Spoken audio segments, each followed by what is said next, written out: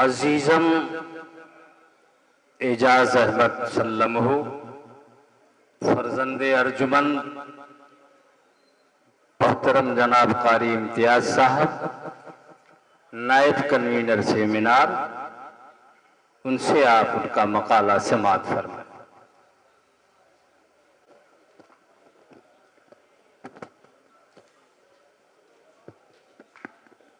अस्सलामु अलैकुम वरहमतुल्लाहि वबरकातुह। बिस्मिल्लाहिर्रहमानिर्रहीम। 14 सितंबर 1999 बरोज़ मंगल मेरी ज़िंदगी का आगाज़ हुआ। मेरी वालिदा की ज़बानी है कि जिस रोज़ मैं दुनिया में आया मेरे दादा अब्बू की खुशी का कोई ठिकाना ना था। मंजर कुछ यूँ था कि मेरी पैदाइश से ज़्यादा वो किसी शादी का दिन लग रहा था। उस रोज़ मदरसे के सभी असातिज़ा और मुलाजिमीन के दरमियान मिठाइयाँ तकसीम की गईं। रिश्तेदारों और दोस्त अहबाब में भी मिठाइयाँ बंटवाई गईं। हॉस्पिटल से घर आने पर दादा अब्बू ने अपनी आगोश में लेकर पेशानी पे बोसा देते हुए कहा, मेरा जानशीन आ गया।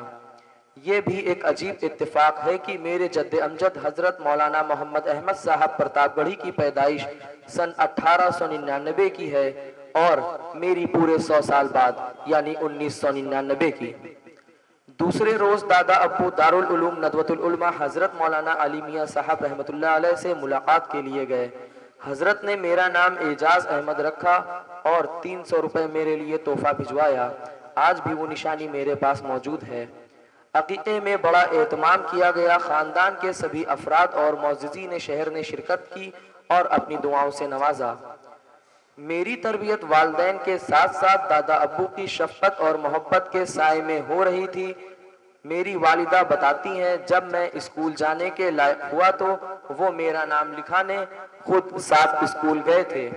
उनकी मोहब्बत का ये आलम था कि जब मैं स्कूल के लिए घर से निकलता तो वो मुझे अपने पास तख्त पर बैठा लेते और वहीं नाश्ता करवाते। जब मैं आनाकानी करता तो पहले मुझको पैसों की लालच देते और मैं फिर भी ना मानता तो मरहूम आरिफ फरीद साहब रहमतुल्लाह अलैह को बुलाया जाता और वो अपने हाथ से मुझे नाश्ता कराते और मैं फिर डर के वजह से भूख से ज्यादा नाश्ता कर लेता। मेरा तालीमी सिलसिला ऐसे ही आगे बढ़ता रहा और फिर हाई स्कूल के इम्तिहान का ज़माना आ गया। दूसरे बच्चों की तरह मैं भी अपने पहले बोर्ड इम्तिहान के लिए काफ़ी फिक्रमंद था। दादा अब्बू ने मुझे अपने पास बुलाया और कहा, आज मैंने अब्बा यानी हज़रत मौलाना मोहम्मद अहमद साहब प्रतापगढ़ी रहमतुल्लाह अलैह को ख्वाब में देखा है।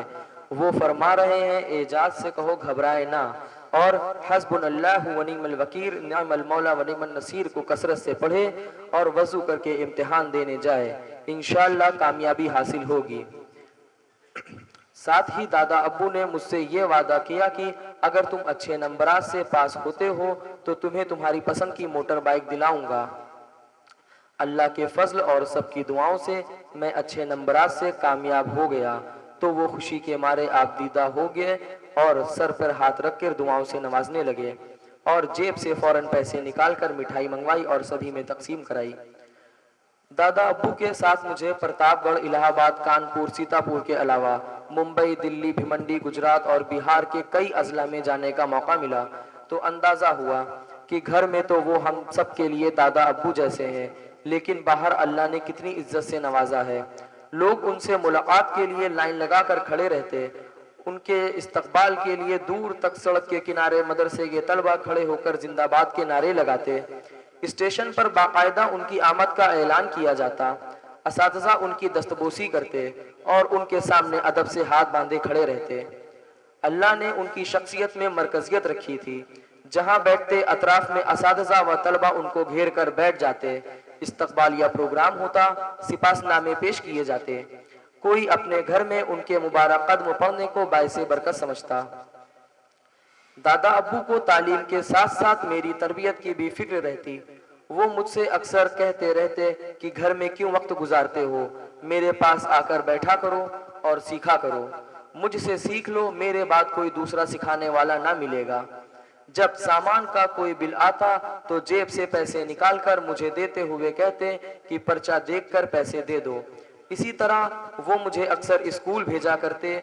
वहाँ का तालीमी और दूसरे उमूर पे आने के बाद मुझसे सवाल जवाब करते اور اگر میں کسی سوال کا جواب اطمینان بخش نہ دے پاتا تو محبت بھرے انداز میں ڈانٹتے اور پوچھتے کیا کھاؤ گے، اور فوراً بازار سے میری فرمائش کے مطابق سامان منگا دیا کرتے۔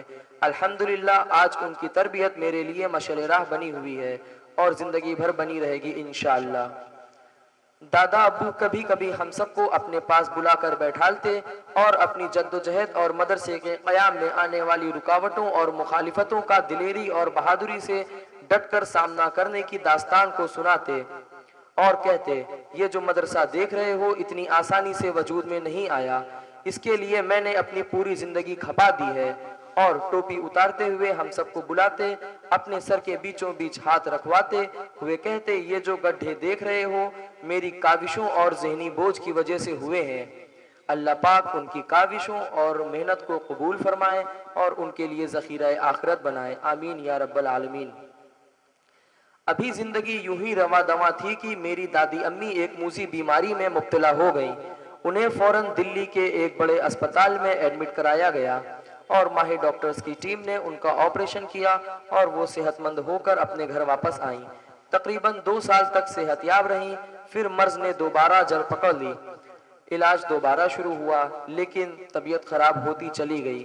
اس دوران دادا ابو نے دوا علاج میں اور میرے والدین نے ان کی خدمت میں کوئی کسر باقی نہ رکھی۔ ہم لوگ دیر رات تک ان کے پاس بیٹھے رہتے، ان کو دلاسا دیتے رہتے۔ میرا چھوٹا بھائی ان کے پیر دباتا اور بہن سر، مگر تدبیر کام نہ آئی۔ بالآخر 27 اگست 2017 بروز سنیچر صبح فجر کے وقت وہ اس دنیا فانی سے ہم سب کو الوداع کہہ کر رخصت ہو گئیں۔ انا للہ و انا الیہ راجعون۔ اللہ میری دادی کو جنت الفردوس میں اعلیٰ مقام عطا فرمائے۔ دادی امی کے جانے کا صدمہ ہم سب سے بڑا دادا ابو کے لیے تھا۔ ابھی اس غم کو ہم لوگ بھلا ہی نہ پائے تھے کہ 6 رمضان 2018 کو دادا ابو پر شدید فالج کا حملہ ہوا۔ انہیں فوراً سہارا ہاسپٹل میں ایڈمٹ کرایا گیا۔ گھر اور خاندان کے سبھی افراد کے ساتھ ساتھ ملک و بیرونی ملک میں ان کی صحت یابی کی دعائیں ہونے لگیں۔ میرا اور ابا کا پورا وقت اسپتال ہی میں ان کے ساتھ گزرتا۔ اللہ رب العزت نے سب کی دعاؤں کو قبول فرمایا اور دادا ابو صحت یاب ہو کر اپنے گھر واپس آ گئے، لیکن ابھی زبان و دماغ پوری طرح کام نہیں کر رہے تھے۔ اس کے باوجود ان کے حوصلے میں کوئی کمی نہ تھی۔ ہم سب ہر وقت ان کے پاس تیمارداری میں لگے رہتے اور پھر دھیرے دھیرے وہ صحت یاب ہونے لگے۔ اس دوران ابا نے نہ صرف دادا ابو کی خدمت اور تیمارداری میں کوئی کسر رکھی بلکہ مدرسے کی پورے ذمہ داری کا بوجھ اپنے کاندھوں پہ اٹھا رکھا تھا۔ اسی دوران ابا نے مدرسے میں کئی تعمیری کام بھی کرائے تھے۔ آفس، مہمان خانہ اور خوبصورت صحن کو دیکھ کر وہ بہت خوش ہوئے اور اپنی محبت بھری دعاؤں سے نوازا۔ تقریباً 1 سال تک وہ پوری طرح ٹھیک رہے اور اس دوران صبح و شام ان کو کرسی پہ بیٹھا کر نیچے مدرسے لایا جاتا اور وہ سبھی سے ملاقات کرتے اور مدرسے کے بارے میں ابا سے پوچھتے اور سن کر بہت خوش ہوتے۔ اس کے بعد وہ واپس گھر چلے جاتے۔ 1 اکتوبر 2019 کو ان کو اچانک بخار آیا۔ علاج کے لیے 3 اکتوبر 2019 کو ان کو دوبارہ سہارا ہاسپٹل میں ایڈمٹ کرایا گیا۔ یہاں ان کی طبیعت بگڑتی چلی گئی اور ان کو وینٹیلیٹر کے سہارے رکھا گیا۔ بالآخر 12 اکتوبر 2019 بروز سنیچر صبح 7:30 پر ہم سب کے مشفق و مربی میرے پیارے دادا ابو ہم سب کو چھوڑ کر اس فانی دنیا سے رخصت ہو گئے۔ انا للہ و انا الیہ راجعون۔ اللہ تعالی ہمارے دادا ابو کی بال بال مغفرت فرمائے اور ان کو جنت الفردوس میں اعلیٰ مقام عطا فرمائے اور ان کی قبر کو نور سے بھر دے، آمین۔ میں اس شعر کے ساتھ اپنی بات کو ختم کرتا ہوں۔ میں اپنے دادا ابو کے لیے لکھوں تو کیا لکھوں، میں اپنے دادا ابو کے لیے لکھوں تو کیا لکھوں، میری وہ پوری دنیا تھے، وہ مجھ پہ جان دیتے تھے۔ والسلام۔